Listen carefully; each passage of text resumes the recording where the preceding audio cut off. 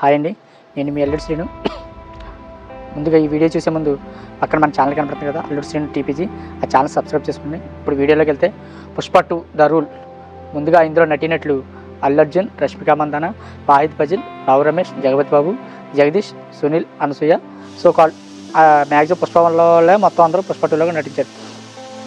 అయితే ఇంక స్టోరీలోకి వెళ్తే ఆల్రెడీ స్మగ్లింగ్లో అన్ని స్టేజ్లు దాటుకుని సిండికేట్కి హెడ్ అయిపోయిన పుష్ప ఇంటర్నేషనల్ లెవెల్లో స్మగ్లింగ్గా ఎదగడం, ఇంకా తన భార్య ఒక కోరిక కొరతనమాట, ఆ కోరిక తీర్చడం, దాన్ని తీర్చే క్రమంలో రావు రమేష్ని సీఎంగా చేయడం, ఇంకా తన ఇంటి పేరు కోసం పోరాటం ఈ సినిమాలో ప్రత్యేకత అనమాట. అదే స్టోరీ లైన్. ఈ బేస్ మీద సినిమా నడుస్తుంది.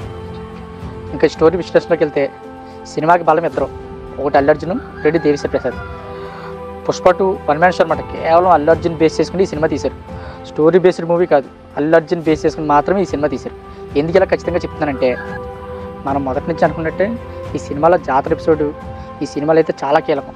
20 నిమిషాల పాటు మనం థియేటర్లోంచి అసలు కదలకుండా రెప్పార్పకుండా ఈ సీన్స్ ఉంటాయండి. అసలు ఈ జాతర ఎపిసోడ్ అయితే ఒక సాంగ్, ఒక fight, Allu Arjun performance, Rashmika Mandanna performance, ఇంకా అల్లు అర్జున్ తనకి ఇంటి పేరు లేదని అల్లు అర్జున్ బాధపడే సీన్ ఉంటుందండి. అసలు ఎమోషన్స్, అసలు అల్లు అర్జున్ ఎమోషనల్ సీన్లు అయితే నిజంగా నాకు కళ్ళంటే నీళ్ళు వచ్చి నిజంగా ఇలా గుండెల మీద వరకు కారిపోయింది. ఆ సీను బాగా పడిందండి. ఆ సీన్ ఆ జాతర ఎపిసోడ్లో. ఇంకో విషయం ఏంటంటే, నిజంగా చెప్పాలంటే పుష్ప 1 కంటే పుష్ప 2కే జాతీయ అవార్డు ఇవ్వాలండి అల్లు అర్జున్కి. కేవలం జాతర ఎపిసోడ్ కోసమే ఈ సినిమాకి ఇంకోసారి అయితే వెళ్ళాలనిపిస్తుంది. ఈ జాతరలో ఇంకో స్పెషల్ ఏంటంటే, అసలు మొరటోడు సాంగ్ ఉంటుంది కదా, చూసేకి మొరటోడు సాంగ్. అసలు ఈ జాతరలో ఈ సాంగ్ మంచి సిచ్యువేషనల్ సాంగ్ అండి. ఎందుకంటే మనం ఇంతకుముందు ఈ సాంగ్ రిలీజ్ చేసినప్పుడు మనం ఏదో ఊహించుకుంటాం ఈ సాంగ్, కానీ ఇందులో అసలు మనం ఊహించుకున్నట్టు జరగదు. ఈ సాంగ్ సిచ్యువేషనే వేరు. అసలు ఈ సినిమాలో ఇంకో సీన్ గురించి చెప్పాలంటే అది క్లైమాక్స్ సీన్ అండి. క్లైమాక్స్లో అసలు ప్రేక్షకులని నిజంగా ఎమోషన్కి, ఆ ఫైట్స్ అయిపోయిన తర్వాత ఎమోషనల్ సీన్ కానీ నిజంగా చాలా బాగా తీశారండి సినిమాలో.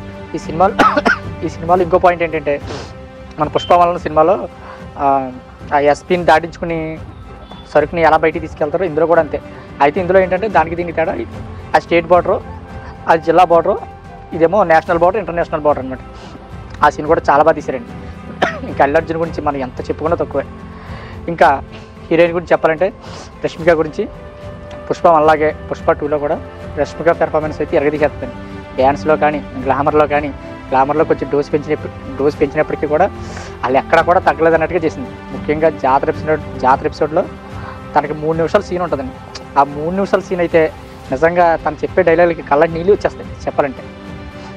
వాహిద్ ఫజిల్ గురించి చెప్పాలంటే పుష్ప 1తో పోలిస్తే పుష్ప 2లో కూడా తనకి ఎక్కువ స్క్రీన్ ప్రెజెన్స్ ఇచ్చారండి. పుష్పతో సారీ చెప్పించే సీన్ ఒకటి ఉంటుందండి అందులో వాహిద్ ఫజిల్ అయితే నవరసాలు పండించేసాడు అనుకోండి. ఇంకా రావు రమేష్ గురించి చెప్పాలంటే తను కూడా పుష్ప 1తో పోలితే పుష్ప 2లో కూడా స్క్రీన్ ప్రెజెన్స్ చాలా ఎక్కువ ఉంటుంది. తను సీఎంగా చేయాలని పుష్ప అనుకుంటాడు అనమాట. ఆ సీఎంగా ఎదిగే క్రమంలో రావు రమేష్ పుష్పతో వచ్చే సీన్స్, అలాగే రావు రమేష్ వాహిద్ ఫజిల్తో వచ్చే సీన్లు, అలాగే రాజకీయాల్లోకి రావాలంటే అన్నీ వదిలేయాలని చెప్పేసి తను బట్టిప్పేసే సీను, వాళ్ళు ఇందులో చాలా బాగుంటుంది. రావు రమేష్ కూడా మంచి స్క్రీన్ ప్రెజెన్స్ ఇచ్చారు, చాలా బాగుంటుంది రావు రమేష్ యాక్టింగ్. సునీల్, అనసూయ పాత్ర గురించి చెప్పాలంటే వీళ్ళు ఈ సినిమాలో పాత్రలో ఉన్నారు కానీ అంత బాగా ఉపయోగించుకోలేదు. సినిమాకి స్టోరీకి పెద్ద ఉపయోగం ఏం పడలేదండి. కేవలం సునీల్, అనసూయ వీళ్ళిద్దరు కామెడీ టైం కోసం ఉపయోగించుకున్నట్టు ఉంటుంది.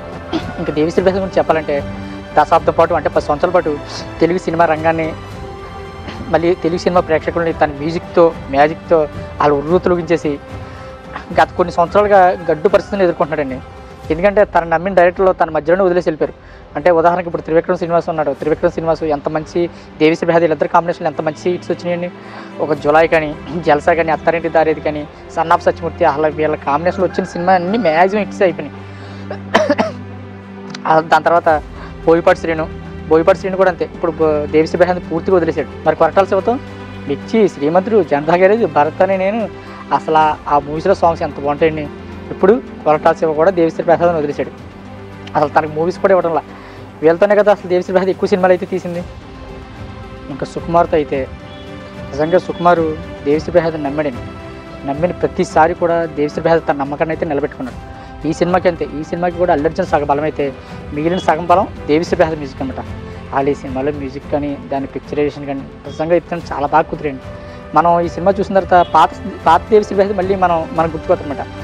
ఈ మాట ఎందుకంటానంటే, సినిమాలో చాలా సినిమాలు యావరేజ్గా ఉన్న దేవిశ్రీ ప్రసాద్ అలా తన మ్యూజిక్తో చాలా సినిమాలు నిలబెట్టిన సందర్భాలు ఉన్నాయి. మొన్న కొంగువే అని ఒక మూవీ వచ్చింది, దానికి దేవిశ్రీ ప్రసాద్ మ్యూజిక్. కానీ దానికి దేవిశ్రీ ప్రసాద్ మ్యూజిక్ అని ఎంతమందికి తెలుసు? ఆ సినిమాల పాటలు ఏం గుర్తున్నాయి? అసలు దేవిశ్రీ ప్రసాద్ మార్క్ ఎక్కడ కనిపించిందా? కానీ మళ్ళీ సుకుమార్ కాంబినేషన్లో మళ్ళీ దేవిశ్రీ ప్రసాద్ తన మ్యాజిక్ని మొత్తం చూపించాడండి. అసలు ఫీలింగ్ సాంగ్ కానీ, మొరటాడే సాంగ్ కానీ, క్లైమాక్స్లో బ్యాక్గ్రౌండ్ మ్యూజిక్ కానీ అసలు వేరే లెవెల్లో అయితే ఉంటాయి. అసలు ఈ సినిమా ద్వారా మళ్ళీ దేవిశ్రీ ప్రసాద్ ఫామ్లోకి వస్తాడని, ఆల్రెడీ వచ్చేసాడని నిజంగా ఆశిద్దామండి. ఇంకా ఫైనల్గా చెప్పాల్సింది కెప్టెన్ ఆఫ్ పుష్ప సుకుమార్ గారి గురించి. సుకుమార్ గారు మీరు నిజంగా చాలా మారిపోయారండి, మొత్తం మారిపోయారు. ఎందుకంటే గత 20 సంవత్సరాల నుంచి మిమ్మల్ని చూస్తూనే ఉన్నాం. మీరు తీసిన సినిమాలు మెజారిటీ సినిమాలు హిట్ అయ్యి ఉండొచ్చు, అందులో కొన్ని ఫ్లాప్ అయ్యి ఉండొచ్చు. కానీ అందులో మీ బ్రిలియన్స్ కానీ, మీ క్లాసిక్ మార్క్ కానీ, మీ మ్యాజిక్ కానీ అన్నీ చూస్తూనే ఉన్నాం. కానీ ఇందులో అవేమీ లేవండి. ఇందులో మీ మార్క్ ఏమన్నా అంటే అది ఐటమ్ సాంగ్, రెండోదేమో ఎమోషన్ సీన్స్. నేను ఈ మాట ఎందుకు చెప్తున్నానంటే ఇందులో 2-3 డైరెక్టర్లు దూరి తీసినంత ఫీలింగ్ కలుగుతుందండి. ముఖ్యంగా బోయపాటి శ్రీని గారు దూరి ఏదో కొన్ని సీన్లు తీసారేమో అనిపిస్తుంది. సుకుమార్ గారు కూడా కథను నమ్మి తీయకుండా హీరోని ఎలివేషన్లో హీరో మేనరిజం నమ్మి ఏది సినిమా తీసినట్టుగా అనిపిస్తుందండి. సినిమా హిట్ అవ్వచ్చు, హిట్ అవ్వకపోవచ్చు, కలెక్షన్ రావచ్చు, బాహుబలిని దాటకపోవచ్చు. కానీ ఏంటంటే సుకుమార్ గారు కూడా కామన్ డైరెక్టర్ లాగా, ఒక కమర్షియల్ డైరెక్టర్ లాగా తన మార్క్ అయితే ఇందులో అయితే కనిపిస్తుంది.